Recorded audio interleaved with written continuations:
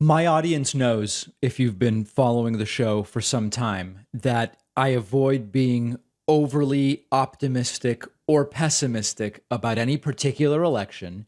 And I always make clear that no matter what the polls tell us today, the only thing we can control is whether we vote, and we should always vote.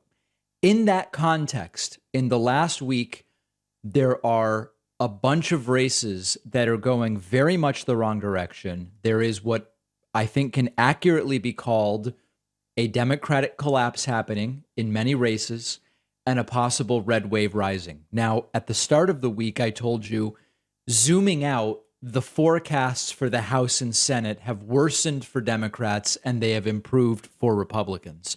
But where can we see this at the individual race level? And I'm going to tell you up front, this is ugly. These are very ugly numbers that I'm about to show you here. Look at some of these races. Florida Senate, incumbent Marco Rubio is challenged by Val Demings. Demings is a great candidate who had one of the best debate performances of all the debates that we covered.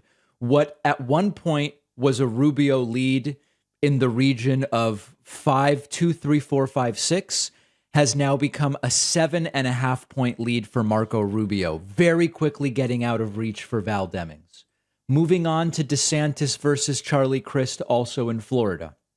Charlie Crist mopping the floor with DeSantis, who visibly malfunctioned on Monday night. We played the clips. We showed you all of it. What at one point was a 5, 6, 7-point lead for DeSantis has now swelled to an 11-point average lead for DeSantis, with as much as a 14-point lead in some of these individual polls. This is quickly getting out of reach. Florida quickly looking like it will fall to the most extreme elements of the Republican Party, or stay in their hands, I think better said. In Georgia, again, talking about the best Democratic performances this cycle, Stacey Abrams was one of them, facing off against incumbent Republican Governor Brian Kemp. What had been, as you can see if we go back, actually, I do have the older data.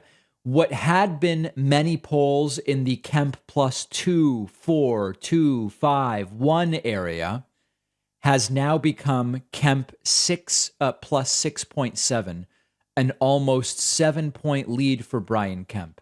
Not totally out of reach, but increasingly difficult for Democratic challenger Stacey Abrams. I don't tell you this to demoralize. You know, there's this horrible thing that happens where no matter what I say about polling, someone's mad. If I say, look, the polls are looking terrible for Democrats, people say, oh, David, you're demoralizing Democrats so they won't go vote.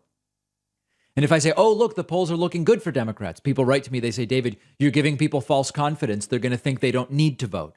Folks, I tell you what is going on. And I also tell you how I believe we should react. And no matter what the polls say, we should react by voting.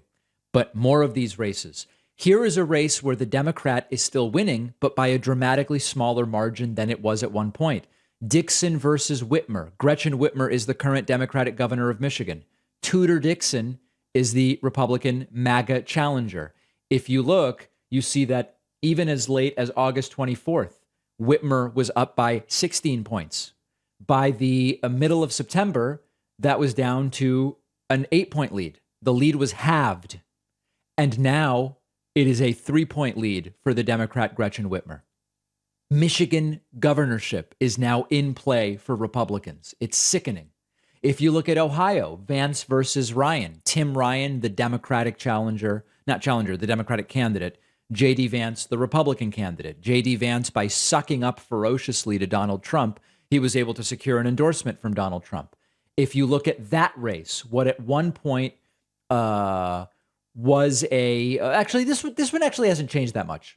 It's a relevant one to include because it's important, but it actually has not changed that much. Vance is plus 2, and that's more or less where it has been.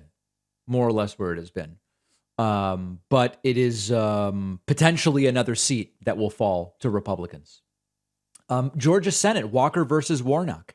Raphael Warnock's lead is now 0.5 point, and this one is really, really sickening. Herschel Walker can barely speak, and he can't explain his positions on any issue. He's completely incoherent. Warnock, not a great debate performance, but clearly the competent candidate. If you look back at the history here, Warnock was up 4 to 5 points in late July, still up 4 to 5 points in August, but that lead started to shrink to the point of a tie. Briefly, during the Walker scandal, Warnock opened up a 5-point lead. It's basically a tie.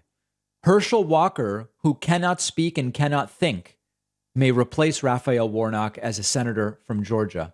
And then Texas Governor Greg Abbott, the incumbent, versus Beto O'Rourke. This at one point was a sort of closer race. If you look at late June, it was Abbott +6.